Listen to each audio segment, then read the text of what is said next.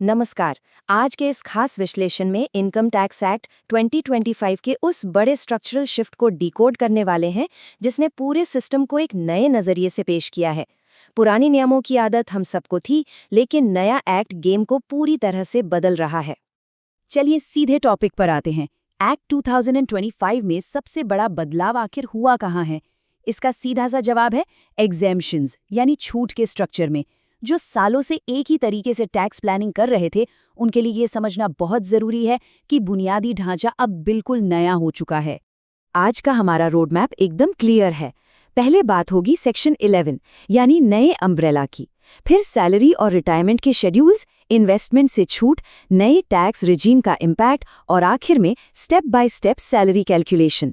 तो शुरुआत करते हैं पहले हिस्से से, सेक्शन 11 द न्यू अम्ब्रेला। पुराने और नए सिस्टम का फर्क समझना बहुत जरूरी है। पहले सेक्शन 10 एक बड़े से बक्से की तरह था जिसमें सारी छूटें एक ही जगह भर दी गई थी। लेकिन अब सेक्शन 11 सिर्फ एक अम्ब्रेला यानी एक छाते की तरह है। एक लाइन में कहें तो सेक्शन 11 सिर्फ एक कॉन्सेप्ट है और असली कंटेंट यानी डिटेल्स अब शेड्यूल्स में है। और यहीं सबसे बड़ा ट्विस्ट है, सेक्शन 11 खुद में बिल्कुल खाली है।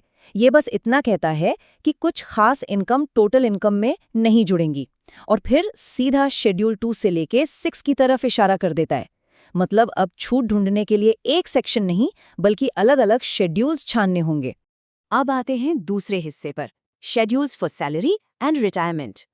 अब ये स्लाइड काफी इंटरेस्टिंग है। जो रोजमर्रा की सैलरी से जुड़ी छूटें होती हैं ना, उनके लिए शेड्यूल 2 हमारा नया टूल किट है।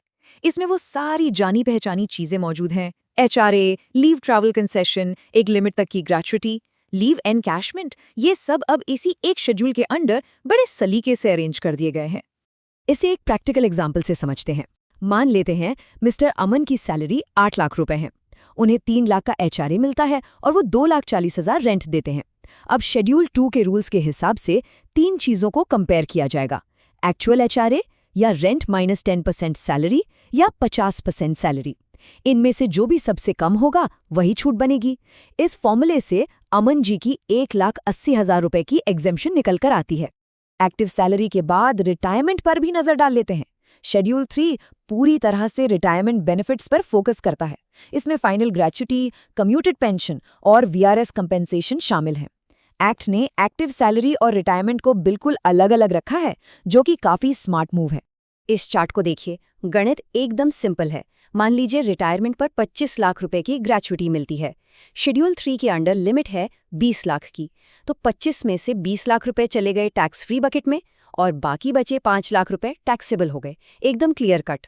बढ़ते हैं तीसरे हिस्से की तरफ, इन्वेस्टमेंट्स एंड अदर एग्जेम्पशंस।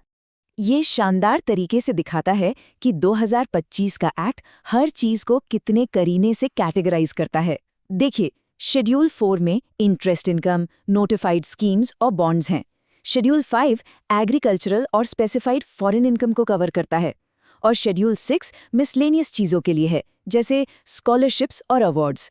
हर चीज की अपनी एक फिक्स जगह बना दी गई है। अब बात करते हैं चौथे हिस्से की, impact of new tax regime. यहीं पर असली रियलिटी चेक मिलता है। सबसे क्रूशियल पॉइंट यही है कि सेक्शन 202 यानी नया टैक्स रिजीम इन शेड्यूल्स के लगभग सारे फायदों को न्यूट्रलाइज कर देता है।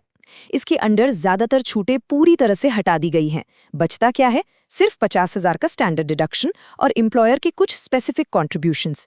ये एक ऐसा सच है जो हर टैक्स पेयर को फेस करना ही है। इस बदलाव का मैथमेटिकल इम्पैक्ट देखिए। 12 लाख की सैलरी है, पुराने रिजीम में 2 लाख का एचआरए क्लेम किया तो टैक्सेबल इनकम बची 10 लाख। लेकिन नए रिजीम में यानी सेक्शन 202 में एचआरए की कोई छूट नहीं है। सीधा सीधा पूरे 12 लाख टैक्सेबल हो जाएंगे।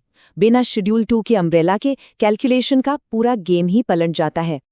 चलिए, अब आते हैं आखिरी और 5वें हिस्से पर, step by step salary calculation. अब तक जो भी थ्योरी डिस्कस हुई है उसे इस रियल वर्ल्ड वर्कफ्लो में फिट करके देखते हैं। टैक्स योग्य आय निकालने के सिर्फ 4 स्टेप्स हैं। स्टेप 1, सेक्शन 16 के अंडर टोटल सैलरी को ऐड करें। स्टेप 2, सेक्शन 8 और शेड्यूल 2 का इस्तेमाल करके एग्जेम्पशंस बाहर निकालें। स्टेप 3, सेक्शन 19 से स्टैंडर्ड डिडक्शन अप्लाई करें। और लास्ट में चैप्टर 8 के अंडर बची हुई कटौतियों को प्रोसेस कर लें। बस एक फूल प्रूफ सिस्टम तैयार है। अगर इसे एक गोल्डन रूल में समेटना हो तो लाइन ये है। सेक्शन 11 प्रावधान करता है कि शेड्यूल 2 से 6 तक निर्दिष्ट आय को कुल आय में शामिल नहीं किया जाएगा, बशर्ते शर्तें पूरी हों। ये इस नए एक्ट का सबसे सॉलिड लीगल बेस है। तो अंत में एक बड़ा सवाल जो हम सबको सोचना चाहिए, इस नए अम्ब्रेला स्ट्रक्चर के बावजूद क्या बची खुची छूटें नए रिजीम के अंडर हमारी इनकम को बचाने के लिए काफ़ी हैं? सेक्शन 202 और इन शेड्यूल्स के बीच का ये बैलेंस्ड सच में टैक्स स्ट्रैटेजी को एक बिल्कुल नई दिशा देने वाला है। इसी थॉट के साथ आज का ये विश्लेषण यहीं खत्म करते हैं। साथ जुड़ने के लिए शुक्रिया।